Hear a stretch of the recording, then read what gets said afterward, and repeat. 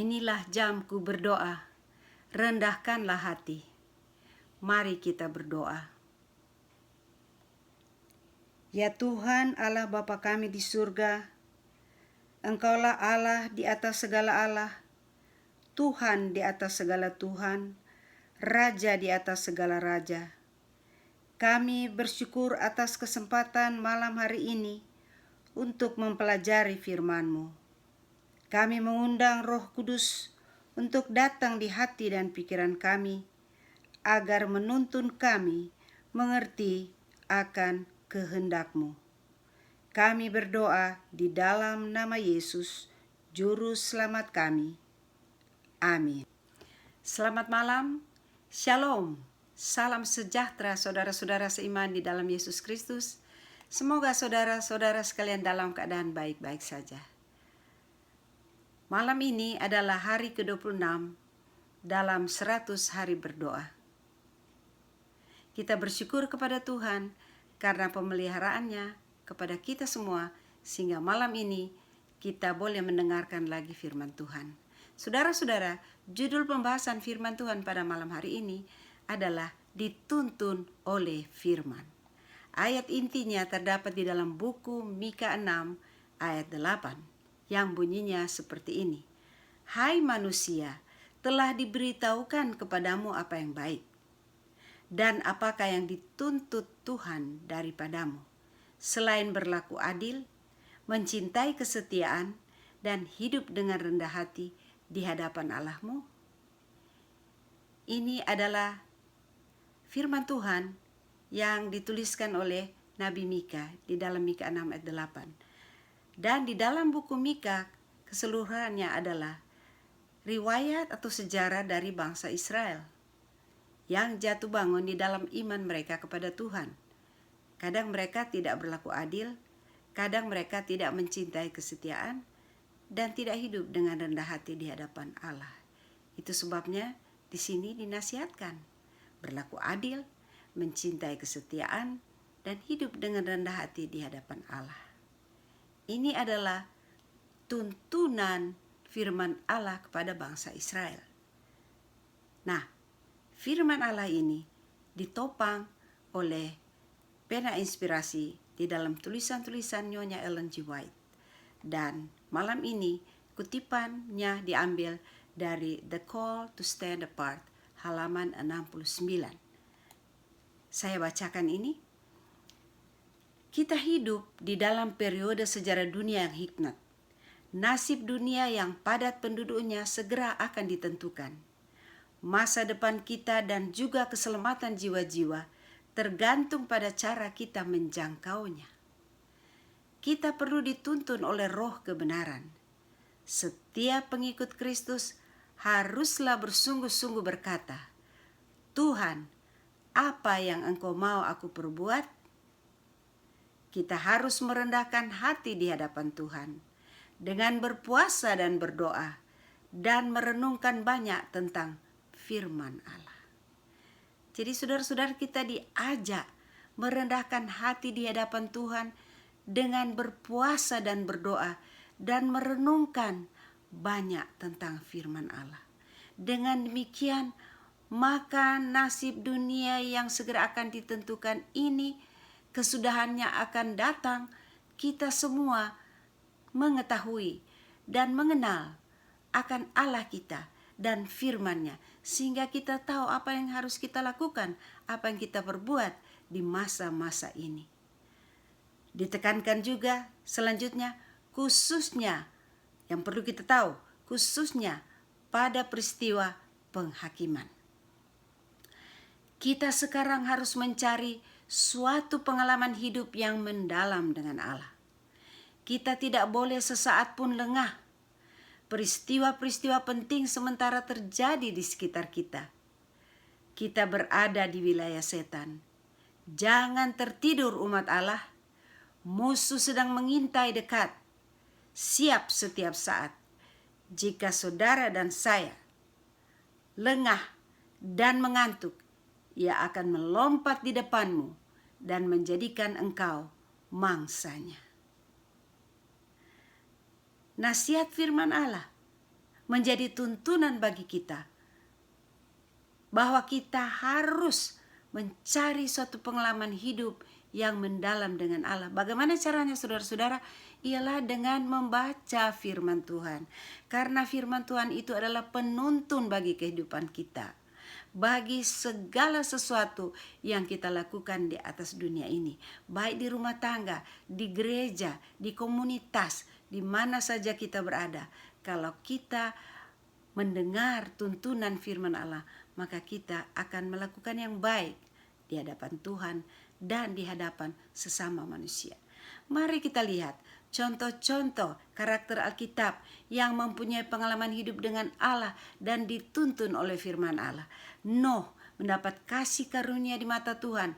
Ia seorang benar yang berjalan dengan Tuhan, dituntun oleh firman Tuhan untuk membangun bahtera.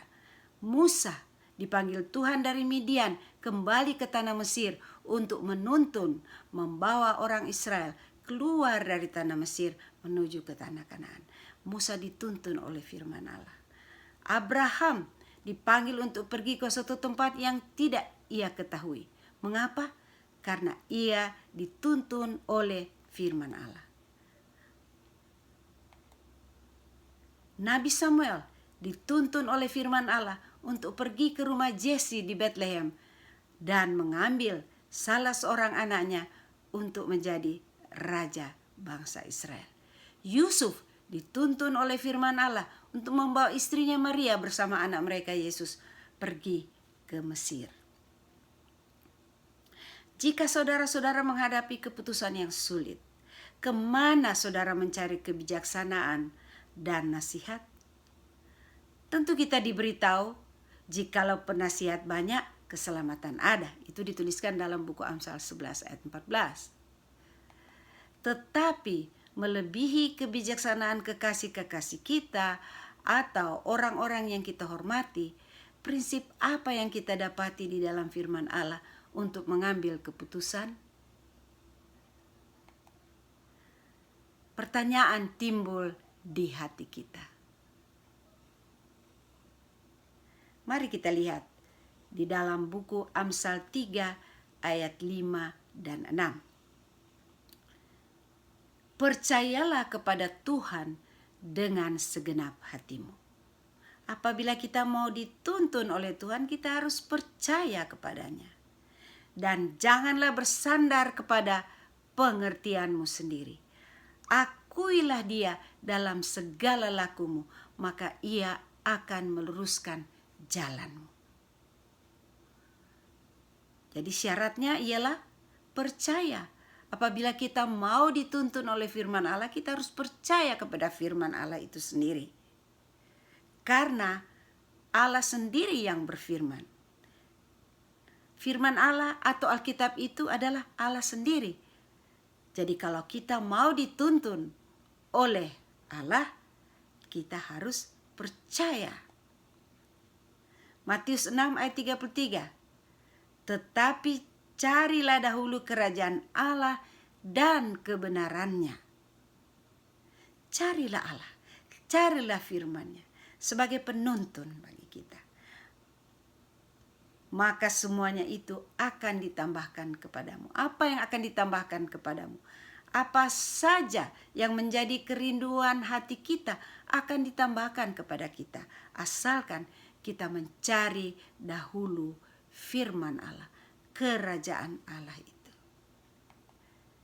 Satu lagi ayat yang saya mau bacakan terdapat di dalam Yeremia 33 ayat 3. Berserulah kepadaku, maka aku akan menjawab engkau dan akan memberitahukan kepadamu hal-hal yang besar dan yang tidak terpahami, yakni hal-hal yang tidak kau ketahui. Saudara-saudara yang kekasih, Alkitab, firman Allah, itulah penuntun kehidupan kita. Saya berulang-ulang kali mengetengahkan ini sebagai penekanan. Bila kita mengalami kesulitan dan tidak tahu solusinya, datanglah bertanya kepada firman Allah. Allah akan berbicara kepada kita apa yang perlu kita lakukan. Saudaraku, jika kita mempunyai masalah di dalam rumah tangga, datanglah bertanya kepada firman Allah. Jika ada masalah antara hubungan suami istri di rumah tangga, datanglah kepada firman Allah. Bacalah buku-buku yang ada di dalam Alkitab. Baca buku Korintus, baca buku Kisah Rasul-Rasul, baca buku Tesalonika. Ini adalah semua surat-surat yang Paulus tuliskan. Baca itu semua. Itu menjadi penuntun bagi kita, karena itu adalah ilham Allah yang dituliskan oleh Rasul Paulus. Jadi, jika ada masalah, datang kepada firman Allah. Kita akan dituntun.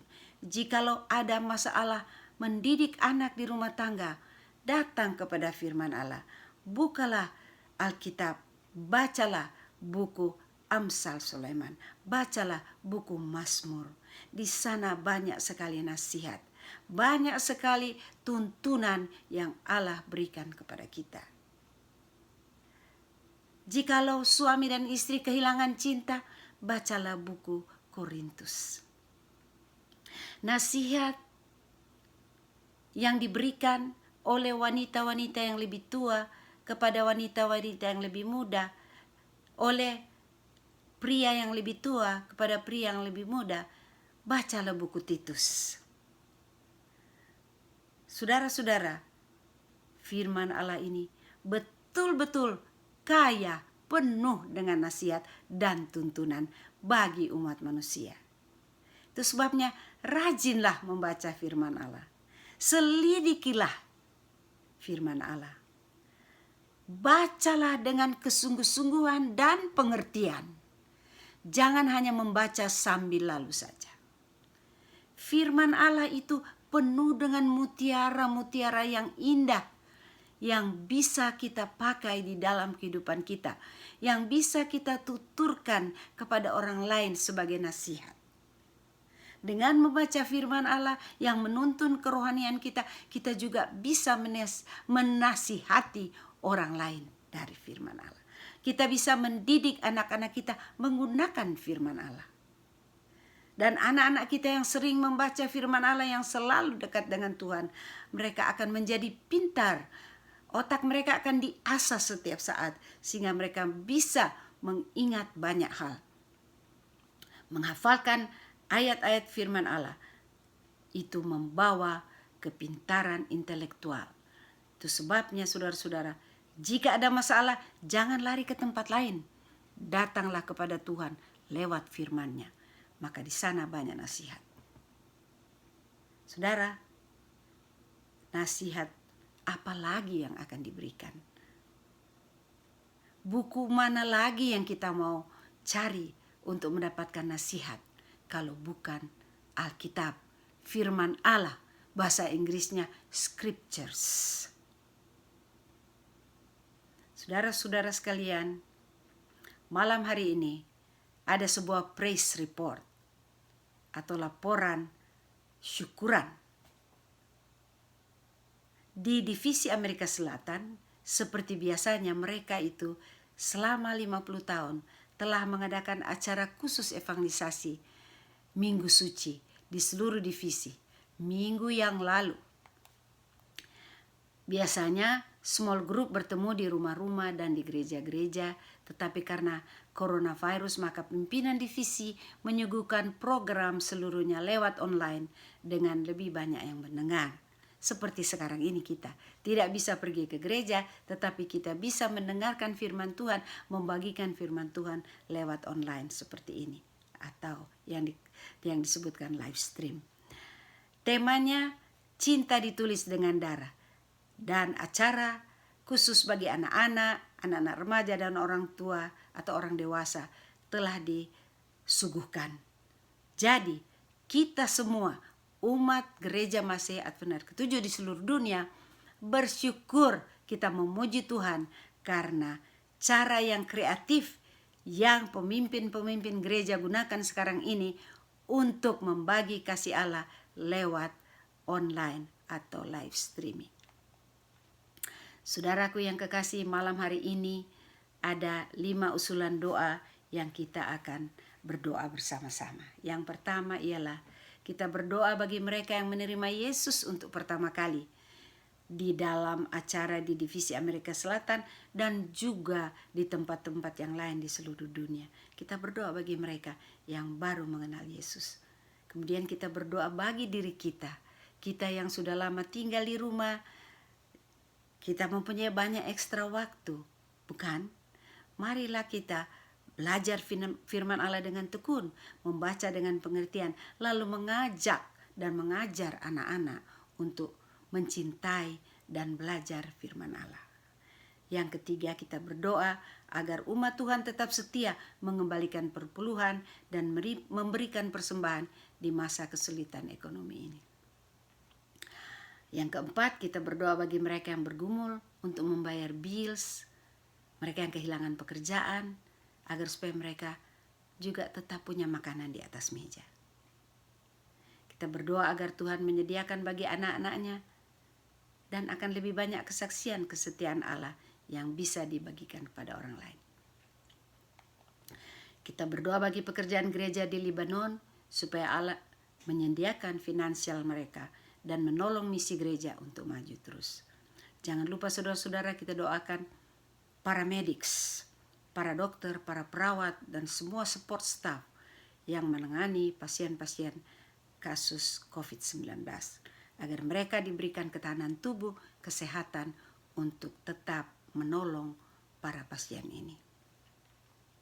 Saudara-saudara, jangan lupa juga berdoa untuk kerinduan-kerinduan hati saudara, untuk persoalan-persoalan saudara atau ucapan syukur saudara.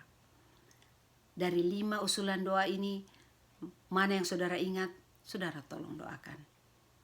Agar supaya lebih banyak doa yang dijawab, lebih banyak orang berdoa di seluruh dunia, maka lebih banyak lagi doa yang akan terjawab. Oke saudara-saudara, saya berikan kesempatan 1 menit bagi saudara-saudara untuk berdoa secara individu atau secara kelompok di rumah masing-masing. Saudara boleh mulai dari sekarang, nanti kemudian saya sambung dengan doa selanjutnya.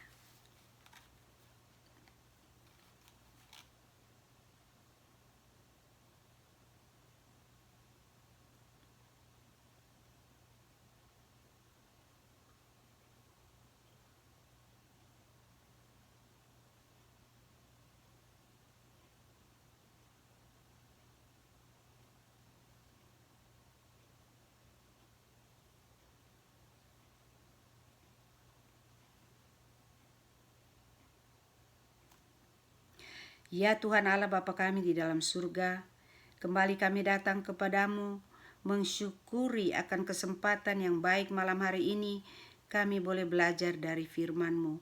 Kami diingatkan untuk menjadikan firman Allah itu sebagai tuntunan bagi kehidupan kami.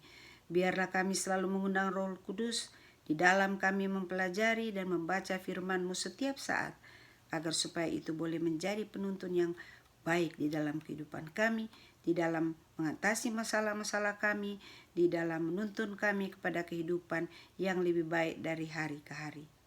Bapa di surga, saat ini kami mau berdoa bagi orang-orang yang baru menerima Yesus Kristus di Amerika Selatan, juga di tempat-tempat yang lain, agar mereka punya hubungan yang erat dengan Yesus yang mereka sudah terima sebagai juru selamat pribadi mereka.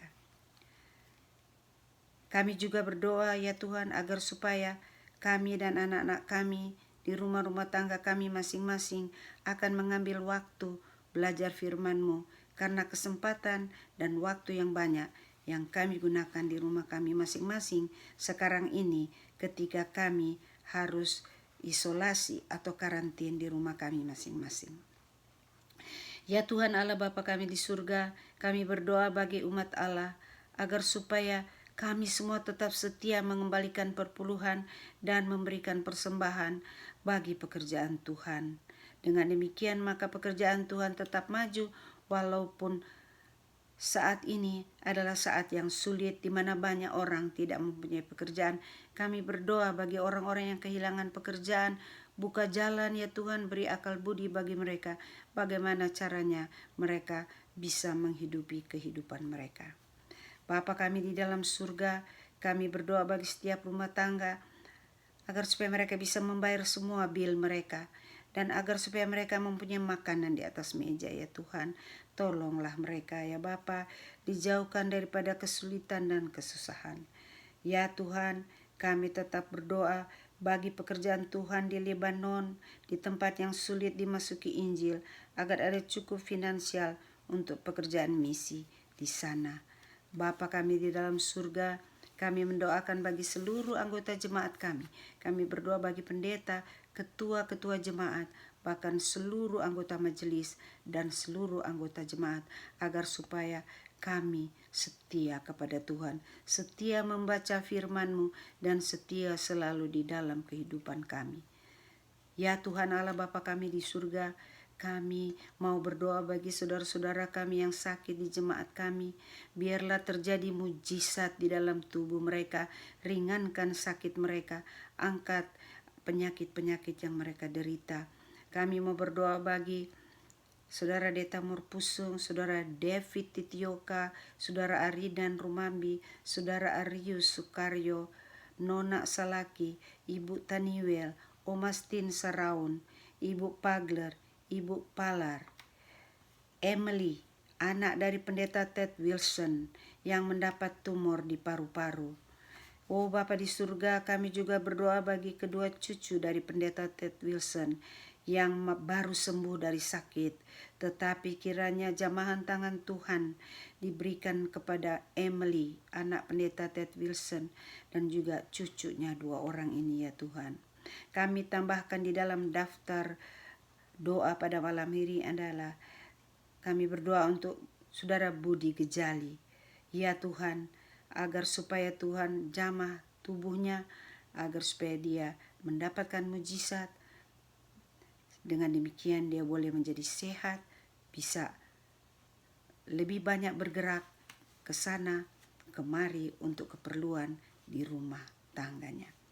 Bapa kami di dalam surga, terhadap orang-orang yang terjangkit dengan COVID-19 ini, kami sebutkan mereka. Kami berulang-ulang kali berdoa untuk mereka ya Tuhan. Floyd Rebok, Since Roberts Rebok, Deborah Perdede, Dennis Dillon, Femi Gunawan, Kim Gunawan, Lili Pinontoan. Saudara-saudara kami ini ada yang sudah discharge dari rumah sakit seperti Since Roberts Rebok, Kim Gunawan, dan Femi Gunawan. Namun mereka masih harus diatasi semua persoalan yang masih ada di dalam tubuh mereka. Biarlah mereka mengambil makanan yang baik, minum obat yang teratur agar supaya mereka boleh sembuh. Demikian juga yang masih berada di rumah sakit, biarlah pengobatan akan terus berjalan sehingga mereka boleh kembali sembuh. Bapa kami di dalam surga, begitu banyak permohonan kami di dalam jam berdoa ini. Biarlah Tuhan dengarkan seruan doa kami. Mengampuni dosa kami ya Tuhan. Kami berdoa di dalam nama Yesus Kristus, Tuhan dan Juru Selamat kami. Amin.